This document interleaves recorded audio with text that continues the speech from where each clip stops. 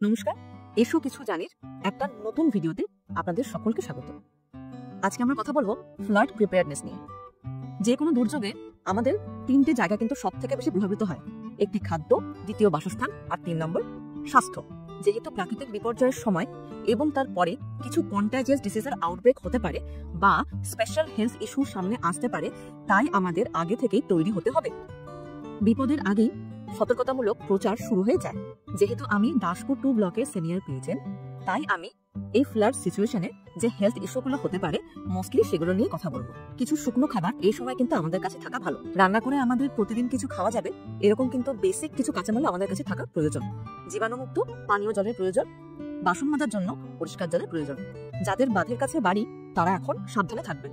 বিপজ্জনক অবস্থার নির্দেশিকা এলে দ্রুত তা পালন করুন এবং নিরাপদ আশ্রয়ে চলে যান বা সরকারি ত্রাণ শিবিরে আশ্রয় নিন। গবাদি পশু ও গৃহপালিত প্রাণীদের নিরাপদ আশ্রয়ে স্থানান্তরিত করুন। বিশেষ করে গর্ভবতী মায়েদের নিরাপদ স্থানে স্থানান্তরিত করতেই হবে।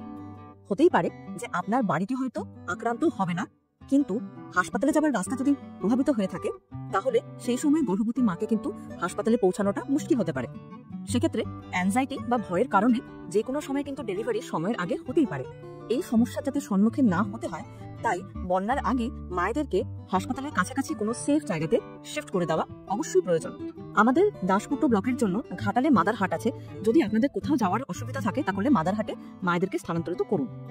বয়স্ক ব্যক্তি ও বাচ্চা যাদের ইমিউনিটি পাওয়ার কম তাদেরও স্থানান্তরিত করে দেওয়া ভালো। স্বাস্থ্য সমস্যায় সবচাইতে আগে আসে ডেঙ্গু এবং ম্যালেরিয়া। এই দুটো থেকে বাঁচতে হলে এখন থেকে আশপাশ আবর্জনা মুক্ত রাখুন। এই সময় কিন্তু সাপের কামড়ে আক্রান্ত হওয়ার সংখ্যাটা অনেক বেশি দেখা যায়। সেক্ষেত্রে দেরি না করে সরাসরি হাসপাতালে চলে আসতে হবে, কারণ প্রথম 100 মিনিট কিন্তু ভীষণভাবে ইম্পর্টেন্ট। কোনোভাবেই সাপ খুঁজতে গিয়ে, সাপ ধরতে গিয়ে, ওঝার বাড়িতে গিয়ে, বিশ্রাম নিতে গিয়ে সময়কে নষ্ট করবেন না।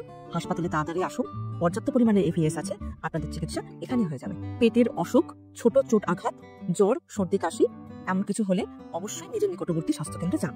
পেটের রোগ যাতে না হয় জল ফুটিয়ে খান এবং বাসনপত্র ফোটানো জলে একবার ধুয়ে নিন। কোনো অবস্থা বা সমস্যার সম্মুখীন হলে আশা দিদিদেরও জানাবেন এবং জনপ্রতিনিধিদেরও জানাবেন। অযথা ভয় না পেয়ে ও গুজবে কান না দিয়ে আমরা যদি এই বেসিক বিধি নিষেধগুলো মেনে চলি, তাহলে আমরা আশা করি এই অবস্থা একসাথে ঠিক পেরিয়ে যাব। আশা করছি আমার এই ইনফরমেশনগুলো আপনাদের কাছে ইউজফুল হবে। এই বলে আমি পিয়ালি দাস, সিনিয়র পেয়েছেন দাসপুর 2 ব্লক, পশ্চিম মেদিনীপুরে আপনাদের সকলের কাছ থেকে বিদায় নিচ্ছি। আশা করি আপনারা সবাই ভালো থাকবেন, সুস্থ থাকবেন। নমস্কার।